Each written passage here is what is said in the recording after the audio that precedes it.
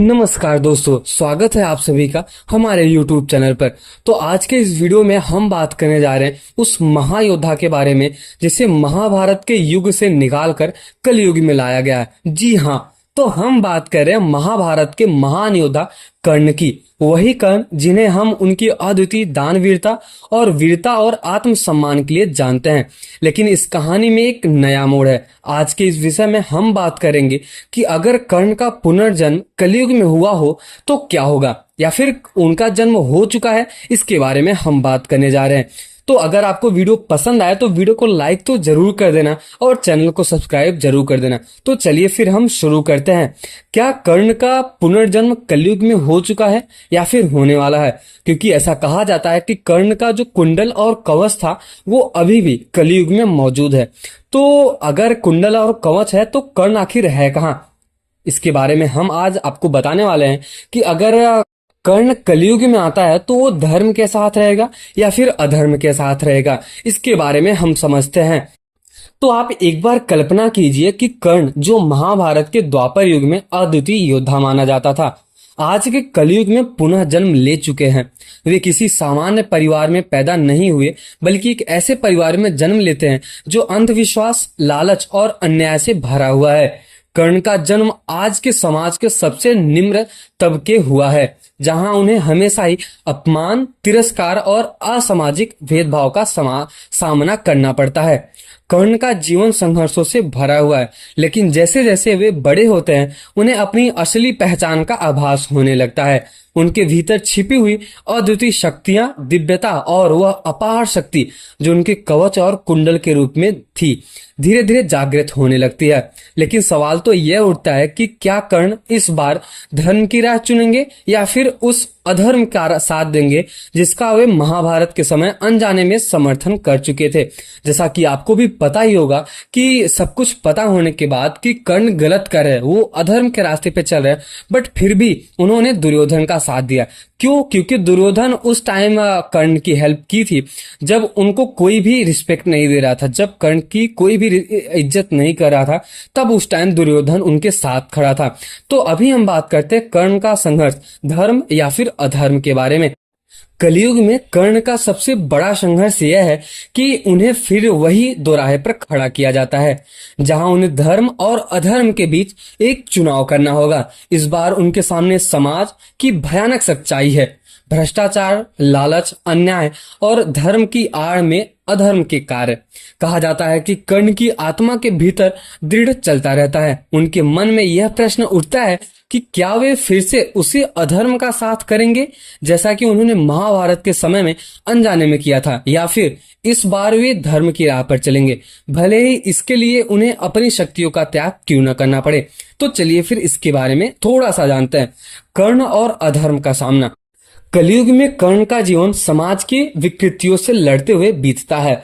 उन्हें उच्च वर्गों के अन्याय और अत्याचार का सामना करना पड़ता है, लेकिन इस बार वह अपनी शक्तियों का उपयोग केवल स्वयं के लिए नहीं, बल्कि कर्ण को यह एहसास होता है कि उनकी शक्तियां केवल व्यक्तिगत युद्ध जीतने के लिए नहीं है, बल्कि समाज में बदलाव लाने के लिए भी हैं। तो ऐसा कहा जाता है कि कर्ण की जो शक्तियां हैं, कुंडल और कवच, वो उनके लिए नहीं है, समाज की रक्षा के लिए है, समाज के धर्म के लिए भी है।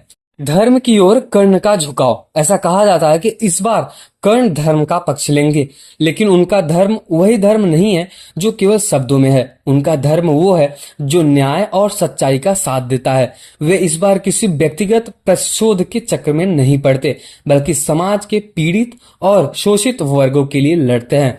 आखिर हम ये बात करते हैं कि कवच और कुंडल की अद्भुत शक्तियों के बारे में जो कर्ण के पास थी, जो सूर्यदेव द्वारा मिला था। जो उनके जन्म के समय ही सूर्यदेव द्वारा ऐसा आशीर्वाद था कि अगर कभी भी ये कर्ण कुंडल और कवच को पहन रखेंगे, उनको कोई भी नहीं मार सकता था। इसलिए जब उनके पास कुंडल और कवच नहीं थे, तभी अर्जुन ने उनके ऊपर प्रहार किया था और उनकी मृत्यु भी हो गई थी। अब हम बात करते हैं कि उनके कवच और कुंडल की। महाभारत के युग में ये दिव्य कवच और कुंडल कर्ण को अजय बनाते थे।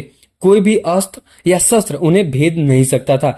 लेकिन कलयुग में इन कवच और कुंडल की शक्तियां और भी रहस्यमयी हो जाती हैं।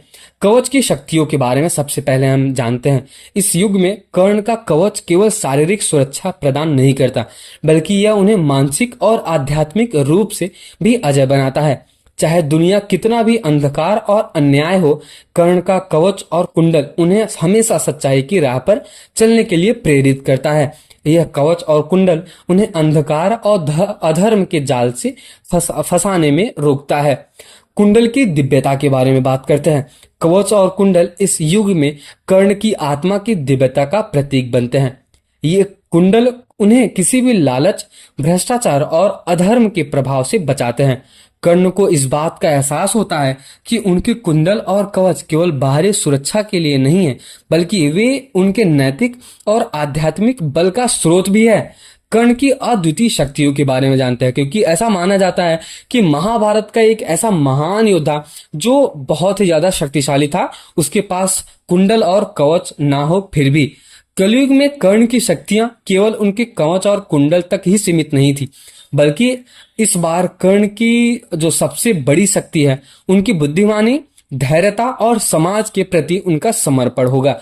अब उनके शारीरिक बल की बात करते हैं, क्योंकि अगर उनके पास कुंडल और कवच नहीं है तो क्या कर्ण सच में एक महान योद्धा थे? क्या सच में महान शक्तिशाली योद्धा थे? तो चलिए फिर इसके बारे में बात करते हैं। कर्ण कलयुग में भी अपने शारीरिक बल से अद्वितीय माने जाते हैं।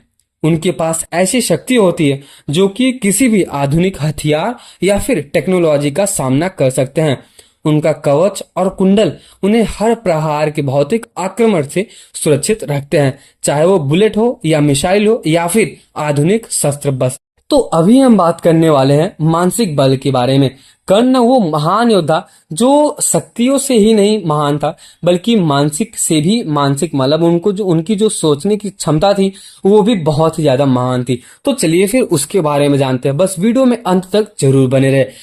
क्या कर्ण की असली शक्तियां उनकी मानसिक बल होता था? महाभारत में कर्ण को उनके मन के भीतर के संघर्षों ने कमजोर किया था, लेकिन इस बार वे अपने मानसिक संघर्षों पर विजय प्राप्त करेंगे। वे अपने आत्मसम्मान और आत्मनिर्भर के साथ धर्म की राह पर चलते हैं और अधर्म के किसी भी प्रकार के प्रलोभन में से दूर रहते हैं। अब हम बात करते हैं आध्यात्मिक बल के बारे में। कर्ण का आध्यात्मिक बल भी अद्वितीय माना जाता है। उनके कुंडल और कवच उन्हें केवल शारीरिक और मानसिक सुरक्षा ही नहीं प्रदान करते, बल्कि उन्हें उच्चतम आध्यात्मिक मार्ग पर भी ले जाते हैं। वे भीतर से दिव्यता को पहचानते हैं और उसका उपयोग समाज से कल्याण के लिए भी करते हैं। तो अभी हम बात करने जा रहे हैं, अगर कर्ण कलयुग में जन्म लेते हैं या फिर जन्म ले चुके हैं, तो वो अधर्म के रास्ते पे चलेंगे या फिर धर्म के रास्ते में चलेंगे? क्योंकि प्रश्न तो ये उठता है कि अगर कर्ण महाभारत के समय, अगर वो धर्म के समय थे, धर्म के साथ थे, धर्म का हाथ पकड़ के चलते थे, तो कलयुग में क्या भरोसा कि वो अधर्म या फिर अधर्म को छोड़ देंगे और धर्म के साथ चलेंगे। महाभारत के समय में कर्ण का जीवन अधर्म और धर्म के बीच की उस पतली रेखा पर चलता रहा, जहां उन्होंने कई बार धर्म की राह से हटकर अधर्म का साथ दिया था। लेकिन इस बार कलयुग में कर्ण ने यह संकल्प लिया है कि वे केवल धर्म का साथ ही देंगे, लेकिन इस धर्म की परिभाषा भी कर्ण के लिए बदलती हुई है। इस बार उनका धर्म केवल पूजा पाठ या अनुष्ठानों तक सीमित नहीं है। उनका धर्म न्याय, सच्चाई और समाज के शोषित वर्गों की सेवा में निहित है। वे इस बार किसी समाज, राजा या फिर उनके लिए नहीं लड़ते, बल्कि समाज के उनके लोगों के लिए लड़ते हैं जो अन्याय और अत्याचार के शिकारी बनते जा रहे हैं। तो कर्ण कलयुग के नायक होंगे या फिर महानायक या फिर खलनायक होंगे? तो इसके बारे में हम बात करते हैं।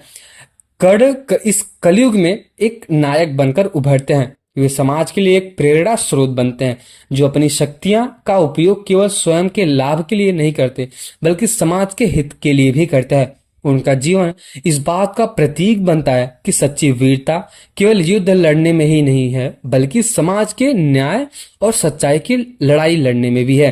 अब हम बात करते हैं कि कर्ण की अंतिम विजय कब हुई थी। कलयुग में कर्ण की यह यात्रा हमें यह सिखाती है कि शक्ति का सही उपयोग वह होता है जो समाज के हित में हो। कर्ण इस बार एक नए रूप में सामने आते हैं, जहां वे अपनी शक्तियों का उपयोग एक अच्छे धर्म और सत्य के मार्ग पे करेंगे। वो केवल स्वयं के लिए नहीं करेंगे बल्कि समाज के धर्म के लिए भी करेंगे। तो दोस्तों, यह थी कर्ण के पुनर्जन्म और कलयुग में उनके धर्म और अधर्म की अनोखी और प्रेरणादायक कथा। अगर आपको ये वीडियो पसंद आया हो और अगर आपको ये वीडियो इंटरेस्टिंग लगा हो कर्ण के बारे में जानकर, महाभारत के बारे में जानकर, तो वीडियो को लाइक तो जरूर कर देना और कमेंट सेक्शन में एक बार तो जरूर जय श्री कृष्ण लिख देना और कर्ण के बारे में लिख देना कि आपको कर्ण के बारे में सबसे ज्यादा इंटरेस्टिंग क्या लगता है। और मैं आपसे रिक्वेस्ट करूंगा कि अगर आपको कोई और वीडियो पसंद हो जो अभी मेरे चैनल पे नहीं हो तो आप मुझे सजेस्ट कर सकते हैं। वीडियो को लाइक और चैनल को सब्सक्राइब तो जरूर कर देना और कमेंट सेक्शन में एक बार जय श्री कृष्ण तो जरूर लिख के जाना। तो मिलते हैं किसी और नेक्स्ट वीडियो।